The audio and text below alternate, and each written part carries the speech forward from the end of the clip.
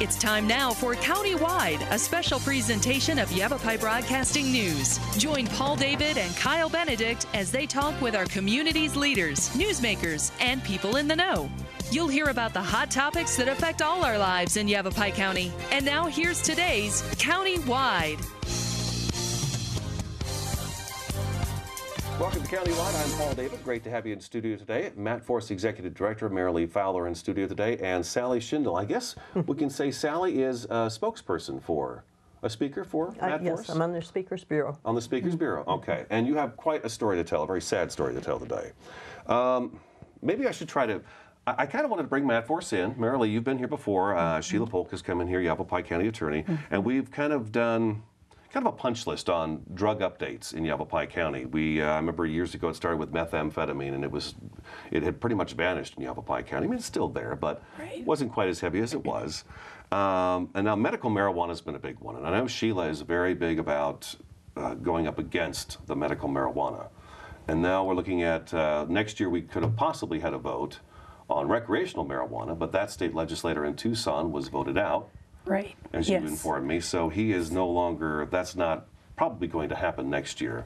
Right, but it will be on the ballot in 2016. Though. Right. Right. We do have that coming up, yes. 2016, the advocates for the medical marijuana. Some people say it's kind of the foot in the door, medical marijuana, right? Yes. Yes, that's true. And again, we're not against people that have serious illnesses using medical marijuana for legitimate medical purposes, but the problem is that with the 52,000 card holders, there's a significant amount. If you look at the age range, the most people that have a medical marijuana card are between 18 and 30, and we know that a lot of people are just using it for recreational purposes, and that's our concern with the way that the law was written. So how do we get past that part where we can say, okay, this is not for medical purposes? Well, it's really difficult because it was a voter initiative, and so that's law. It's, the way that it was written and brought to the voters, that's now law, and to change that requires a 3/4 majority of our state legislature. And also with voter initiatives, it has to further the purpose of the initiative. So that's why, once voters vote something in with a voter initiative, it's law. And so, a lot of the loopholes and the different things in our medical marijuana law that cause the problems, like people being able to get a card for chronic pain and just be able to say I get headaches, and then they get a card. That's what's really caused the problem. It's allowed for a lot of abuse, and again, people using it for recreational purposes. That's kind of what I figured you'd say, is that it's the reason we use the medical marijuana, it's a little vague. I was telling you guys before the show that I had seen a comedy skit where there was a doctor and a patient, and the doctor was telling the patient, no, you can't have a legitimate medical issue. You just have to tell me you have back pain or really bad headaches or things like that, and then I can get you the card. But once you start saying you've got a medical issue, then I have to test you for it. Right. So is that really the issue, is just how easy it is to acquire a card? Right. And you probably saw a report that came out from the Department of Health Services saying that there's just a handful of doctors that have given a majority of the cards.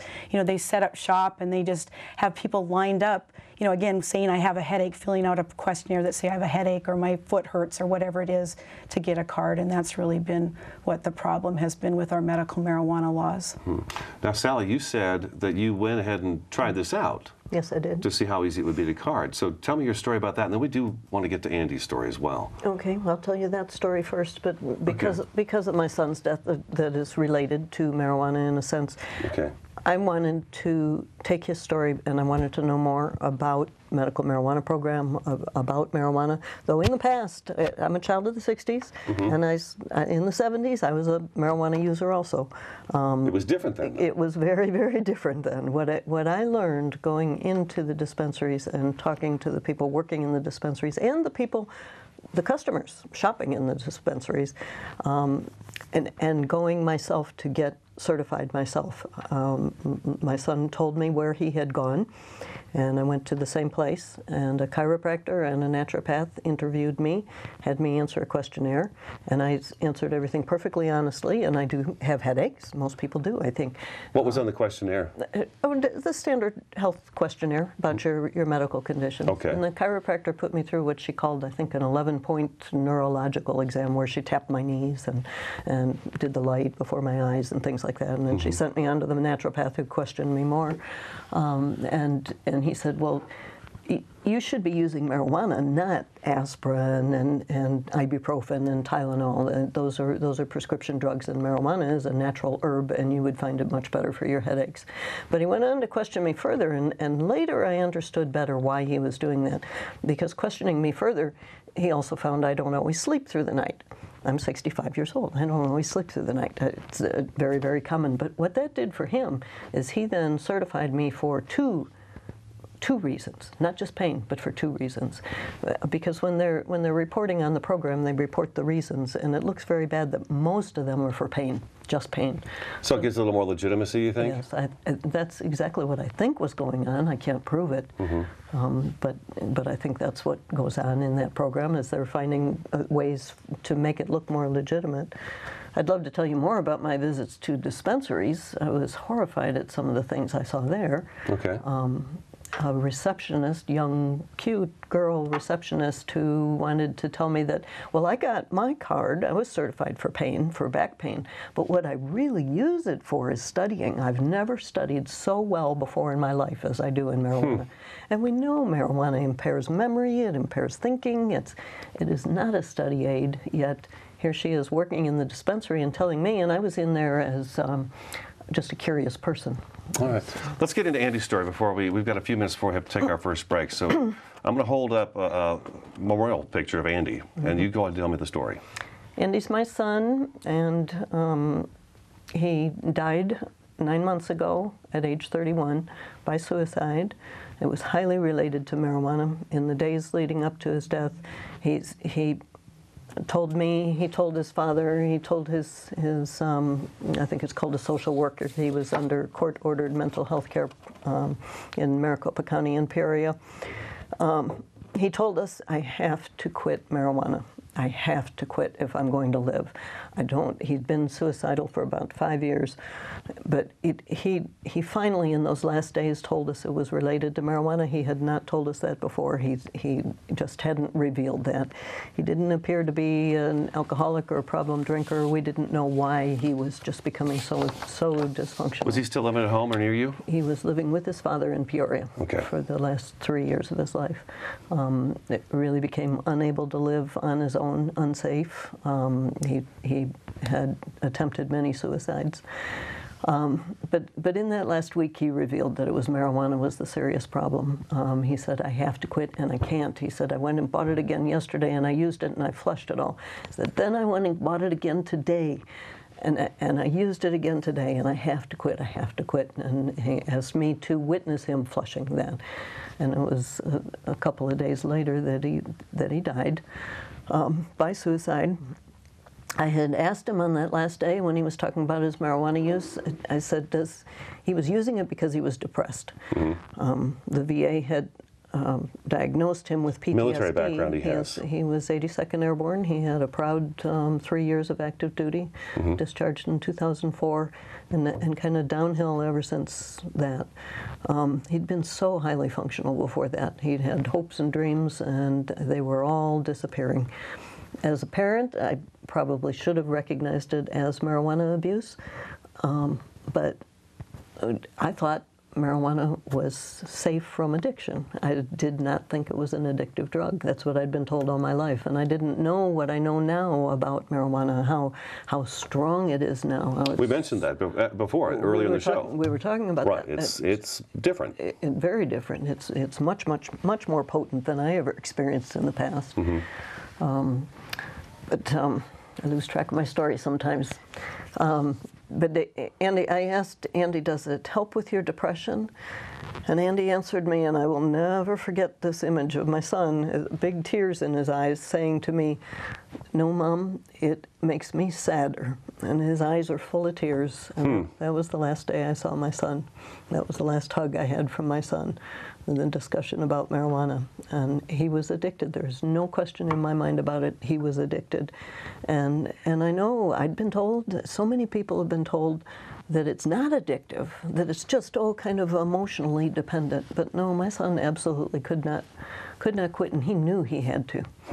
He knew he had to. We have to take a quick break, okay? Sure. I'm really sorry for your loss, too. Thank you. Sally Schindel in studio today. She's a speaker for MATForce and MATForce Executive Director Marilee Fowler in studio. This is Countywide. We'll be back in just a couple minutes.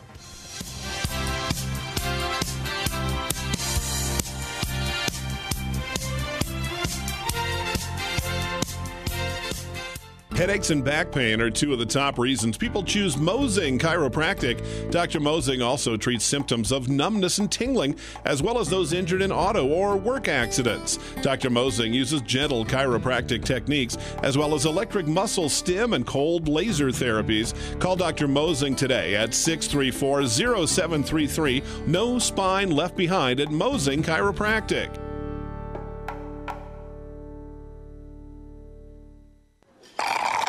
I heard you dropped art class. What happened? Life happened. I'm too old for finger painting. You guys going to Haley's thing tonight? Totes, time to get trashed. I don't. That was for your eyes only, Brian. Baby, if you send it to me, it's public property.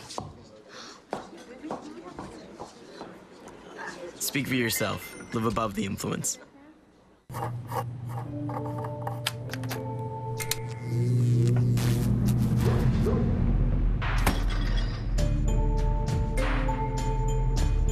Traditional light bulbs actually generate 9 times more heat than light. Switch to Energy Star light bulbs, and you'll realize just how much cash you are really burning through.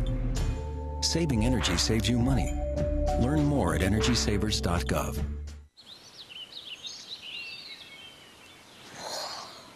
Oh, look, a redhead. Staring contest.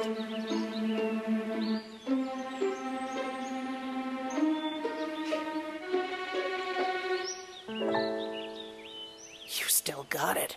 I know. Come alive with the forest. The dad was cute. They were looking right at us. Visit discovertheforest.org to find a forest near you.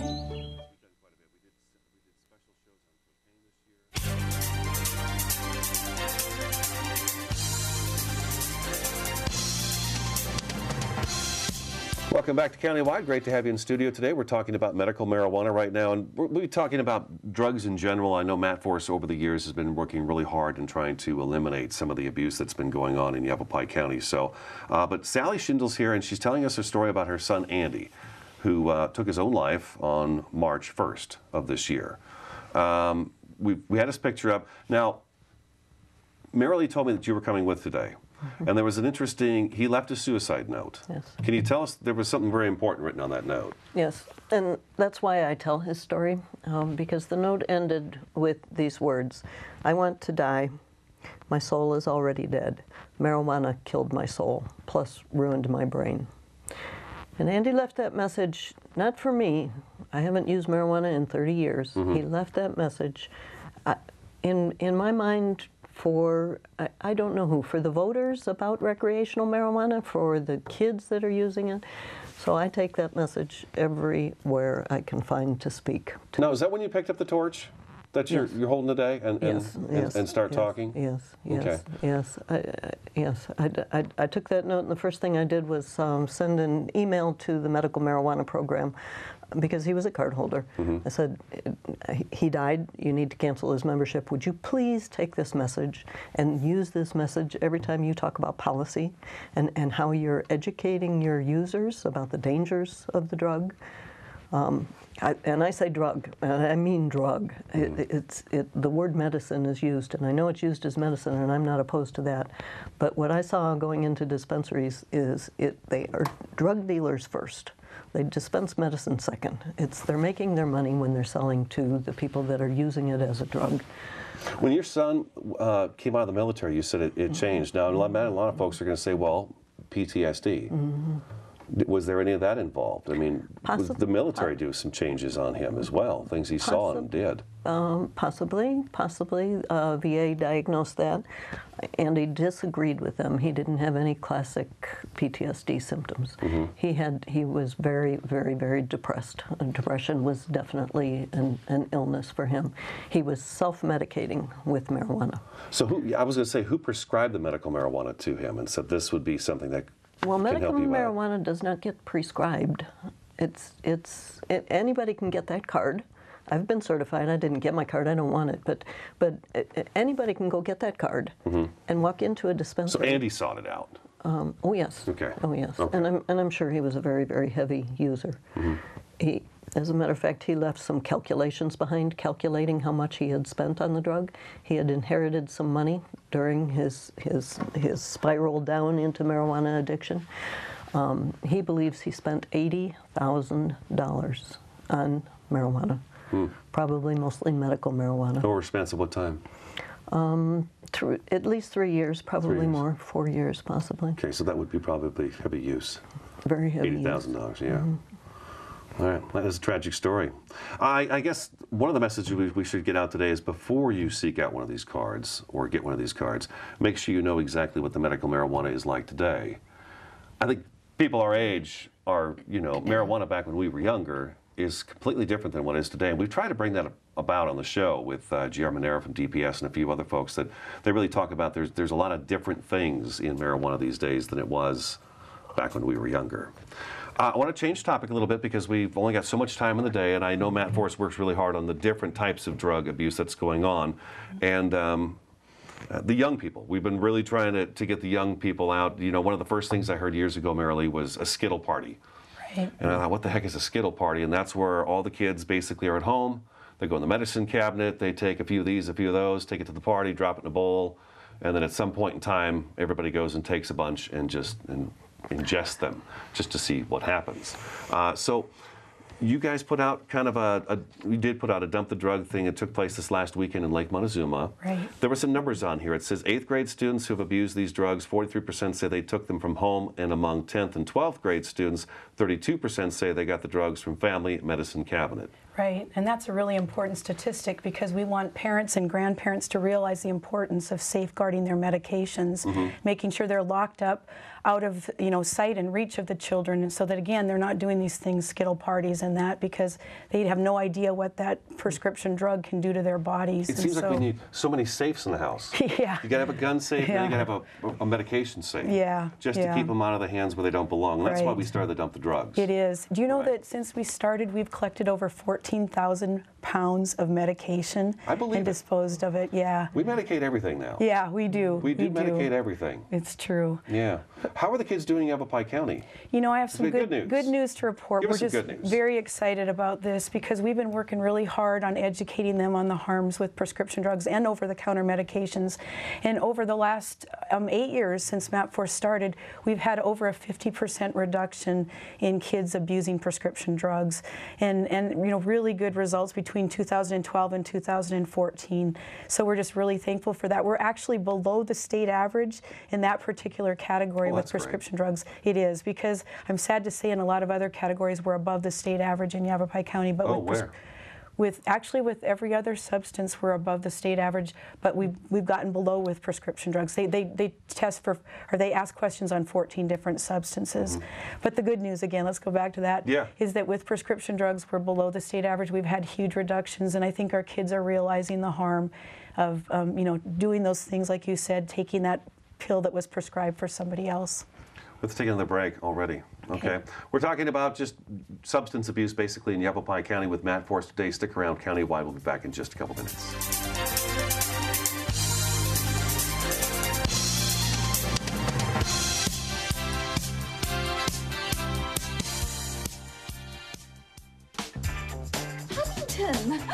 Every proper bear knows that the right fit means everything.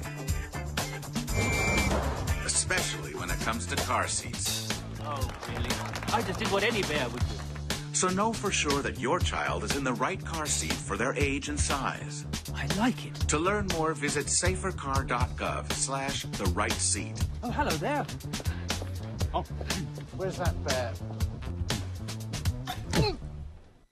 Listen to me. I am captain of the track team.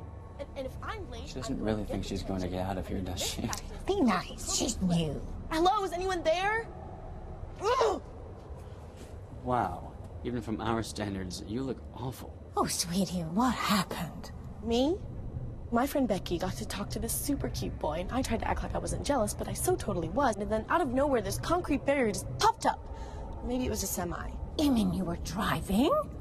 Yeah. I mean, I know the whole eyes on the road thing, but this was a super important text. Maybe you have to know, Becky. Texting? Great. But it was only like 5 seconds, and I'm a really, really fast texter, so it wasn't even a big deal.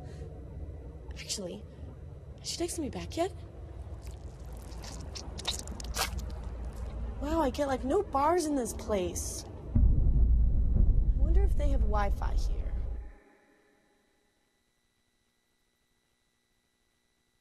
Headaches and back pain are two of the top reasons people choose Mosing Chiropractic. Dr. Mosing also treats symptoms of numbness and tingling, as well as those injured in auto or work accidents. Dr. Mosing uses gentle chiropractic techniques, as well as electric muscle stim and cold laser therapies. Call Dr. Mosing today at 634-0733. No spine left behind at Mosing Chiropractic.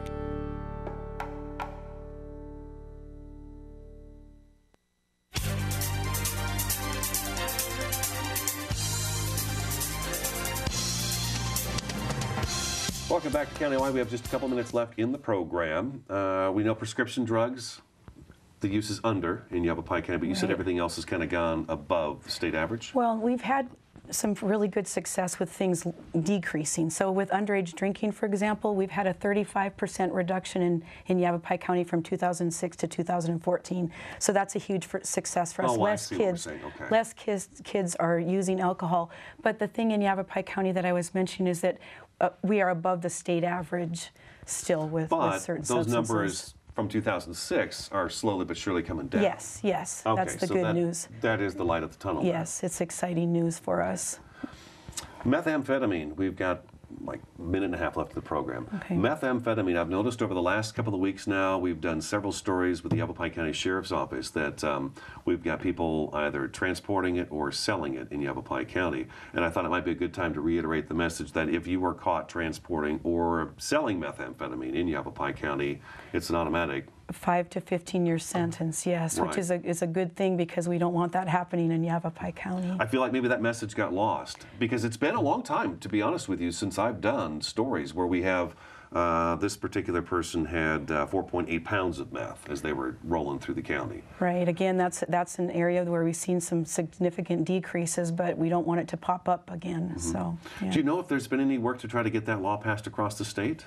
It is actually in a state statute. Is it? Yes. Okay. Yes. Mm-hmm. It is a state statute, so that's a done deal already then. Yes. So if you're transporting or dealing meth in Arizona, yes, not just Yavapai County. Not just Yavapai County. Oh, I'll have to reword that then. Yeah. Okay.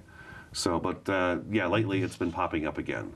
Alcohol, you said it was down. Mm-hmm. Okay. Alcohol is down. Prescription drugs, marijuana use among kids. We're sad to say that that's going up in Yavapai County, and that's why we've implemented our campaign, Marijuana Harmless, with a question mark, think again, because we want to educate kids on the risks of marijuana, and there's a lot of studies that have been recently released showing the damage to the brain, and we just want to be sure that people are aware of these risks. Okay.